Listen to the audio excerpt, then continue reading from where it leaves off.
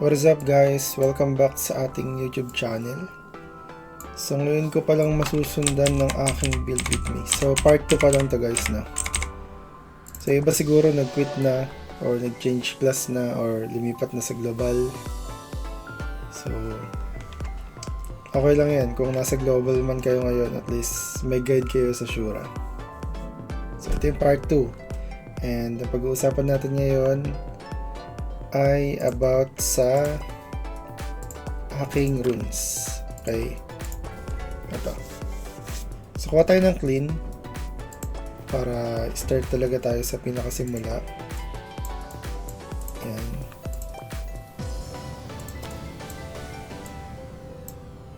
Gagawin nating detail to guys. Simula hanggang sa dulo. Okay. So currently meron akong 964k na country and 1.6k na gold badge. So nag-start ako, ang priority ko is FO. So yung build natin FO and HG. Kaya ang priority mo dapat sa simula is yung mga finger offensive na runes. Ayan. Sa una, ayan, FO refresh. Ito yung talagang priority ko nung simula kasi nga aanuhin mo yung lakas ng damage mo kung hindi naman tuloy-tuloy, di ba? So ito kasi insta cooldown siya kapag nakuha mo yung 4. So kapag level 1, 25%, dalawa 50, tatlo 75, din pag 4 na unli cooldown, unli casting na ng FO. So guys, remind ko lang kayo pag nag-activate kayo ng runes, make sure lang na wala kayong nadadaanan na iba na pwedeng kumain ng gold badge nyo, no? So yan, wala naman siyang dinaanan. Okay naman, para ma-maximize natin. Ito pala, lagay nyo lang siya sa may pinaka shortest spot.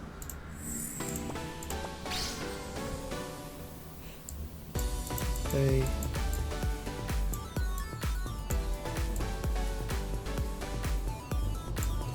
Then next natin is yung FO quick cast.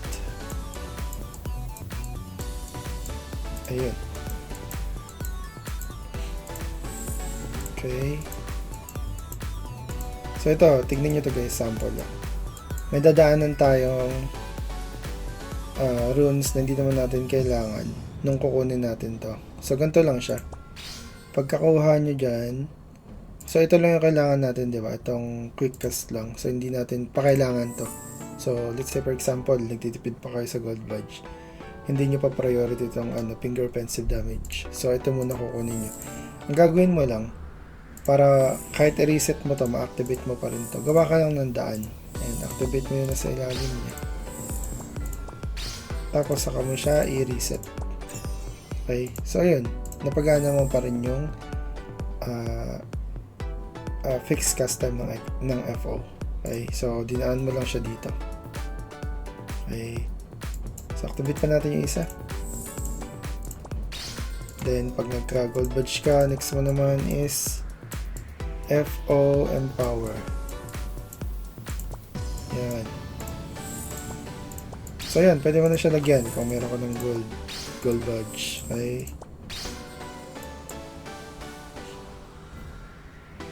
Then next natin, ayun, pagkakuha ko nito, pagkakuha ko nito ng mga FO runes ko, next ko na agad kinuha yung work portal. Kasi gamit na gamit to sa akin, lalo pag nagbo-boss hunt ako. Mas madalas ako nauuna sa mga kasabay ko kasi malaking advantage tayo dun sa pinakita kong tutorial video. Check nyo na lang guys sa page ko para makita nyo kung para saan itong work. Ayan. So 12 lang naman siya. Siguro kaya na to ng 1 day na na-donate or let's say 2 days. So yan, kinuha ko na siya agad para may pang na ako, early MVPs tsaka early mini. Then after nun, hindi muna ako agad kumuha ng Hellgate runes. So pinriority ko muna yung mga basic tulad ng Iron Fist. Ayan, to, kinuha ko muna to.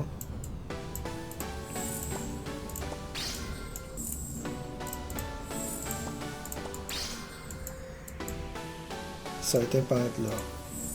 So, pag in-activate natin to guys, dadaanan natin yung Spirits Recovery. Hindi pa naman natin kailangan to. So, sayang din yung 8 na gold badge, diba? So, ang gawin mo, dito ka dumaan. Gumawa ka ng way galing dito. Okay, papunta dito sa ating Iron Fist. So, activate mo to. Sorry. Activate mo to.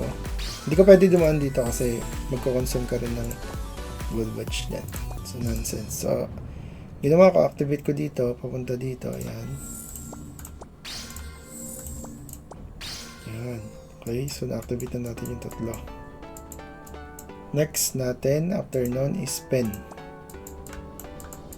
I think ang name niya is pen refining yata dito sa bagong update. Naka-alphabetical din siya guys na sobrang solid. So meron tayong tatlo. Ito, hindi natin kailangan. So sayang 18. So dito muna tayo siguro mag-start. Hindi ko rin ito kailangan.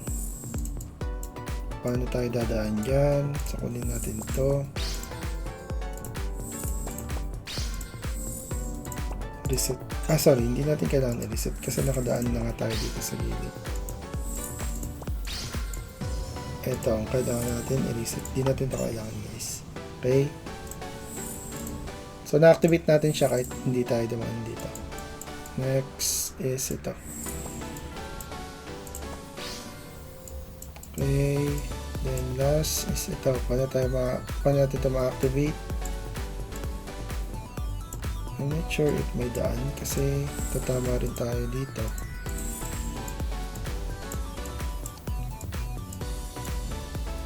Sa tingin ko walang way para ma-activate natin siya. Kasi pag dito ka dumaan, ma-activate mo rin ito eh. So check na lang natin sino mas konting gold badge yung kailangan. 24 doon, 18 lang dito. So 18, ito goods na to. Okay, wala kasi ibang daan guys eh. Tatama talaga siya dito. Papunta doon.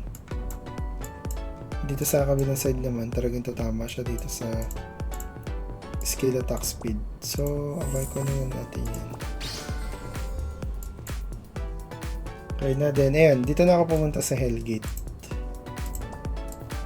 Unang Hellgate runes na kinuha natin is Hellgate Enhance. Yan.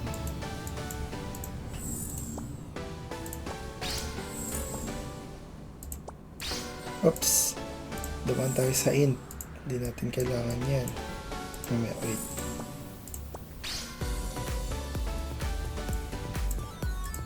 I-activate natin ito.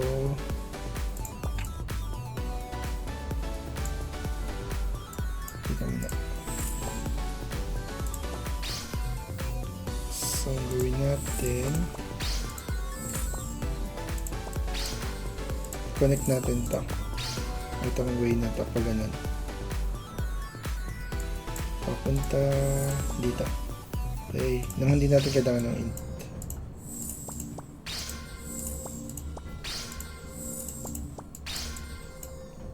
So I think hindi na kailangan to. Okay. Kita nyo guys, activated pa rin siya kahit hindi natin kinuha yung int. So nakasave ka ng gold badge dyan.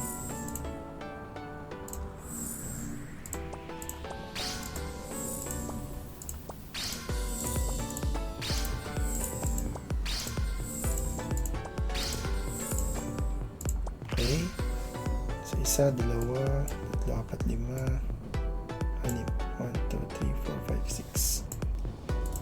Next ay Hellgate Mastery naman. So yan. Isa,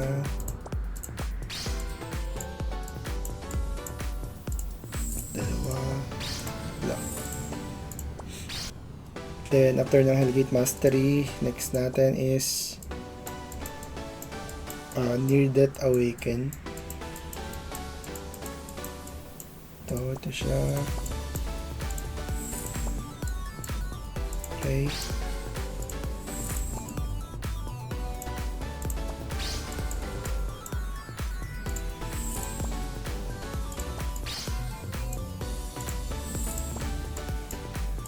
Activate natin yan. Yung mga may sapat na country tsaka gold badge, pwede nyo ako sabayan guys sa pagsa-setup ko ng runes. Then kung wala kang sapat pa na country tsaka gold badge, panigurado naman unang mauubos lagi dyan yung gold badge mo. Okay, so kung may excess ka na, let's say 0 ka na sa gold badge, tapos may 10k ka dito sa country, ang gawin mo sa 10k, wag mo siyang i-standby lang dito. Lagayin mo yung mga attack nodes lagi. At least magamit mo lahat, mag-0, mag-balance sila, or 100, 0, ganun. Or 0, 0, much better. Basta wag ka magtatambay ng country dito. Okay, lalo sa early game. Then next, yan. Okay, STR nodes naman tayo. SSS. Uy, lumabas yung Asura. Kasi may strike. Pero sinapin na lang natin. Ayan. Oops. Ayan, may triple attack. Di mo naman kailangan yan eh. Sige, tignan natin mamaya paano natin yan i-deactivate ng walang maapektuhan na STR nodes. Next. Ayan. So, alam ko 5 to. I think di kailangan yun. Ito, reset natin ito. Hindi kailangan ito ma-activate na nang hindi dumadaan dito. So, hindi kita kailangan. Sayang ang 40 gold badge sa'yo, boy. Ngayon lang ah. I think, sige dito na lang kahit sa naman yun.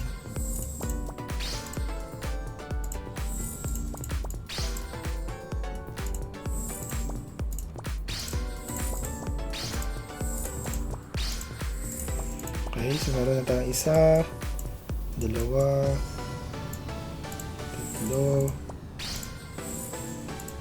tatlo, apat, isa na lang. 5. Ayan. Okay. Then after ng STR, lagyan naman natin yung ating bit. Kailangan natin to para sa ating armor.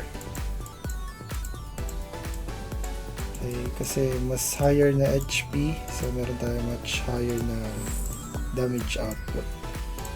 Hindi na ano naman siya, hindi mo kailangan.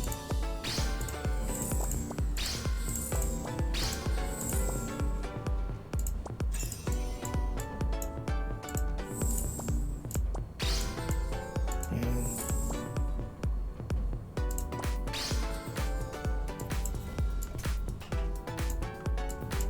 Okay, then after nun, kinuha ko na yung ignore defense. Kasi guys, early, 100% or 101 something, madali siya i-achieve pag sure ka. Ang problema kapag mid-game, pag lumabas na yung mga legend runs, ayan. So, dito ka na, maghahabol sa ignore defense. So, kailangan mo na to. Pero kung gusto mo kunin ng early, discarte mo yan. Basta yung ginawa ko sa character ko. Ganito yan. Okay. Actually, ito may bayad natin. Again.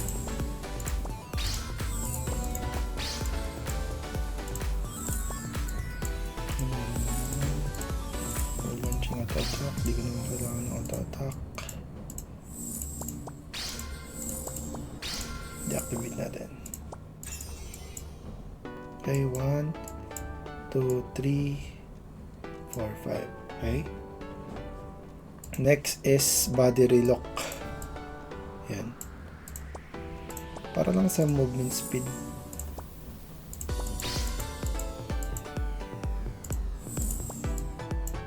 So ito wala yata akong choice. Pero alam ko may, ayun, inactivate ako dito kanina. Pwede tayo naman yan.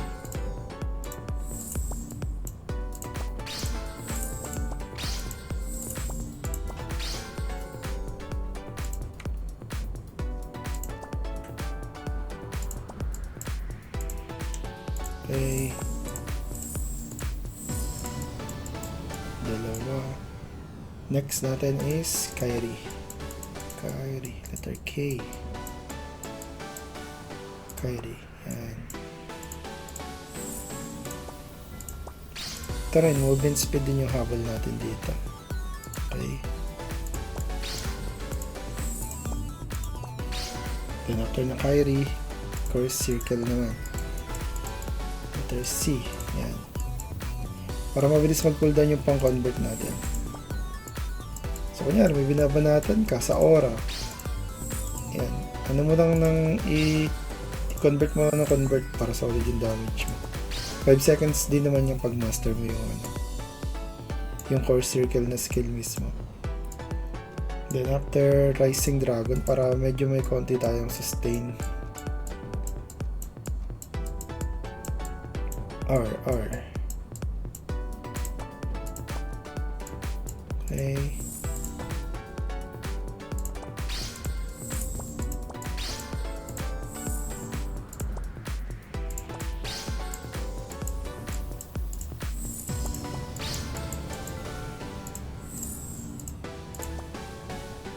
Yan gusto mo. Dito ka sa kabila. Sayang gentle touch. 30 gold watch din yan. So after ng Rising Dragon, pwede ka na kumuha ng mga max HP. Percentage to kasi ang gagamitin natin is yung gold badge. Gusto ko maubos mo na yung gold badge bago tayo pumunta sa mga attack nodes or yan. Max HP percentage muna tayo para sulitin na natin yung sustain. Tsaka ano rin to, para sa armor natin.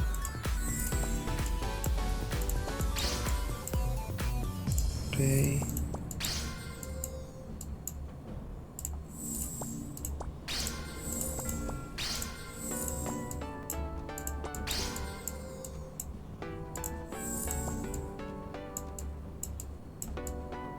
Okay. Then after ng max HP, yung Spirit Bomb utility. Wait, letter S. Yan.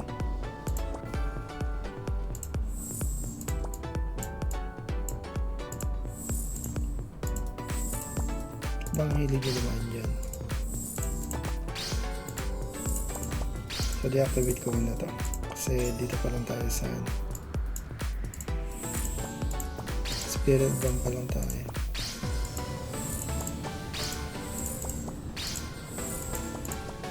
Okay. Activate na natin siya. The next natin is yung key translation.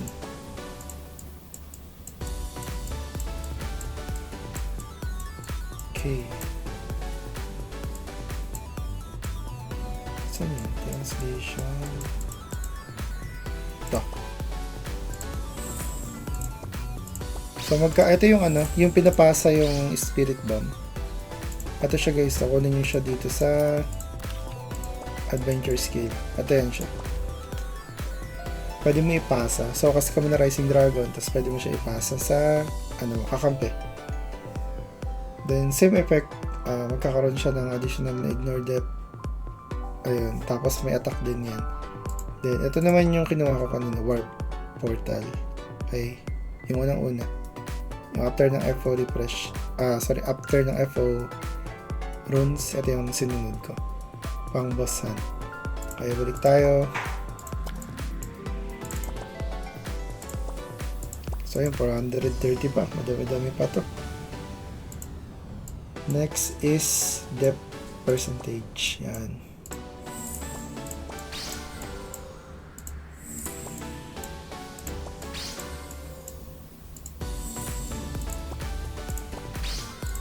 Hindi natin to guys. Kahit yung country ko is 600k pa. So matagal-tagal pa ito.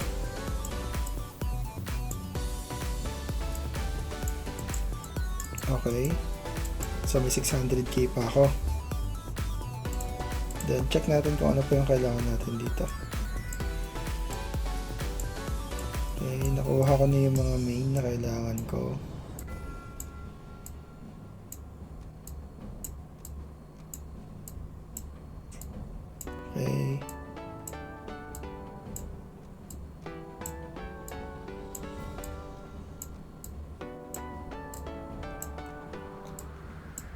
Okay.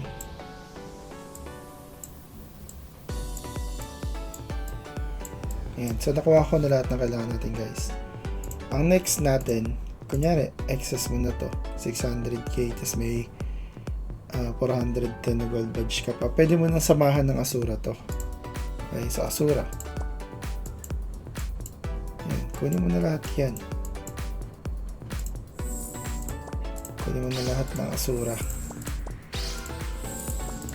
Kunin mo na lahat ng runes ng Asura.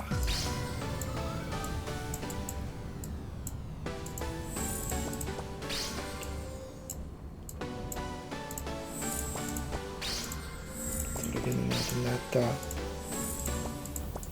Make sure lang na ganun pa rin na walang masasayang. Kasi sayang, mahirap pag sayang.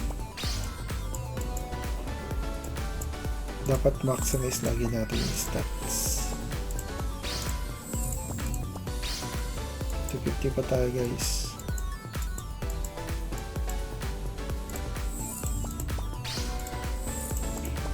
Okay. The next natin, kunin natin yung yan, may 208 pa ako. So, ang gagawin ko, kukunin ko na lang yung int. Bakit int? Para to sa Sanubia. Para sa ating Sanubia. Okay. Daming int pa. Isa, dalawa, tatlo na. 4, 5, 6, dami.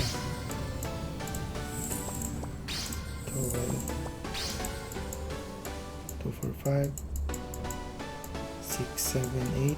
So, siyam yung int. Okay. Next, pag nakuha na yung int, punta naman tayo sa neutral damage.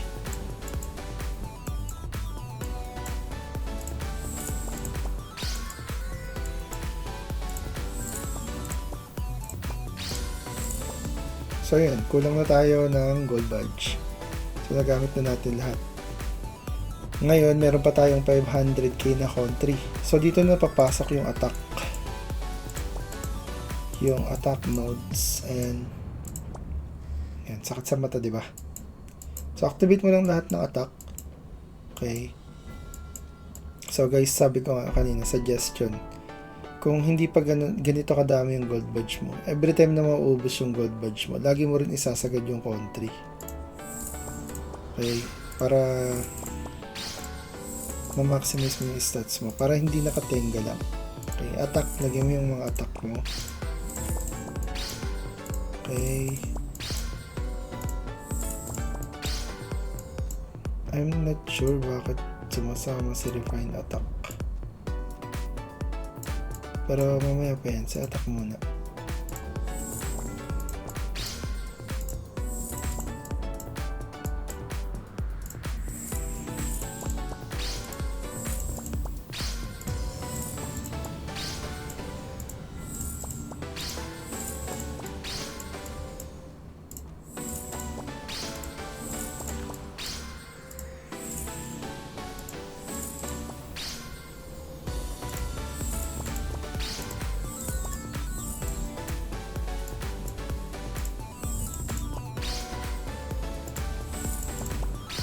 So, tingin ko naman, kasya siya. Attack, tsaka refine attack.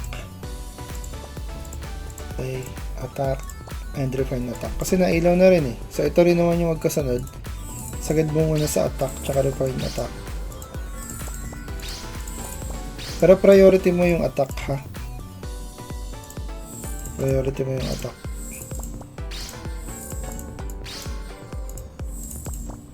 Sinasabay ko na lang siya dito para...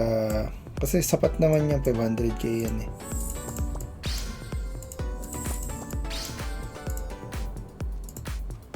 Para isang lagayan na lang siya. Kasi nailaw din eh. Nahihilo ako eh. Okay.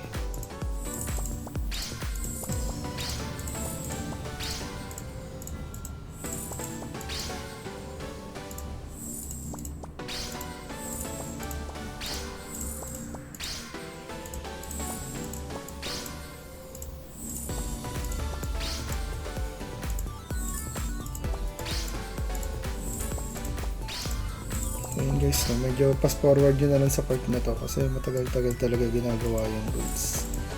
Siguro kung mas maaga ko siya nagawa, syempre mas mabilis siya. Kaso busy kasi ako nito mga nakaraan. Actually ngayon busy ako eh. Talagang siningit ko na lang siya kasi dami na nag-message sa akin sa Facebook page. Kailan yung next na update ko. And naisipan ko na runes yung isunod. Kasi yun yung medyo hindi naman madami. Pero dun may mga nagtatanong about sa ating runes. So ito yung sinishowcase natin ngayon. Okay.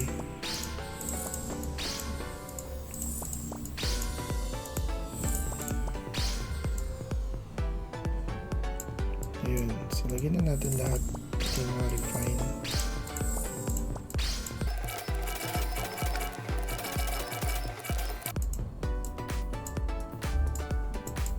So yun guys, I think na-activate ko na lahat ng attack and refine attack.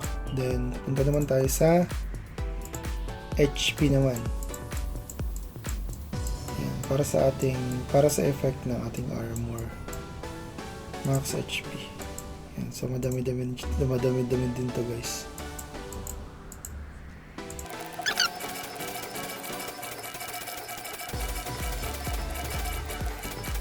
So guys, okay na yata yun sa HP.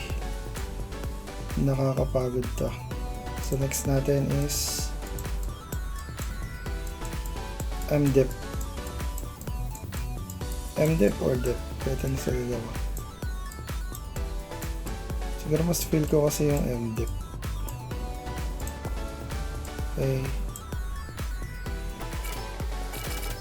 Okay, so I think goods na yung ating MDEP. So, yung depth naman.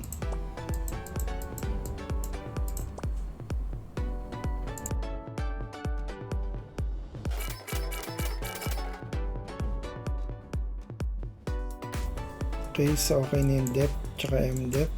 Punta naman tayo sa Max SP. Double purpose to para medyo may dagdag na mana para sa Hellgate kasi lakas kumain ng mana nun. At the same time, sa Azura din.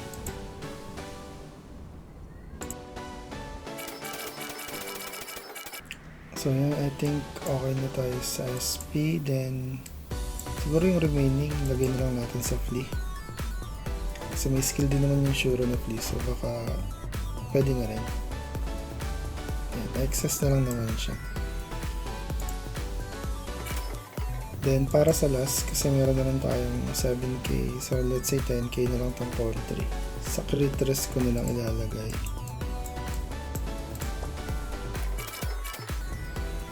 So, yun guys, no, nasagad na natin yung country. And gold badge may 11 pa. Pero, wala pa rin naman tayong pwedeng paglagyan yan ngayon. Kasi, next natin is yung neutral damage na. Para may tuloy na natin yung Asura build. So, check natin. So, ito yung total niya. Okay.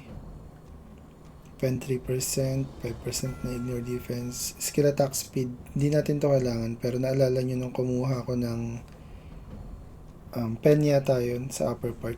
Nilagyan natin yan. So, refine attack, 233. Ayan, max HP, 13%. SP, plus 250. Max HP. Para sa ano natin, armor. Pang sustain na din syempre at the same time. So attack is 683. Okay. Beat plus 3. AG actually di natin to kailangan. Int plus 9. STR plus 5. Okay. So sana may nakuha kayo guys. Yun lang muna yung video natin para sa ngayon. Thank you so much. Bye.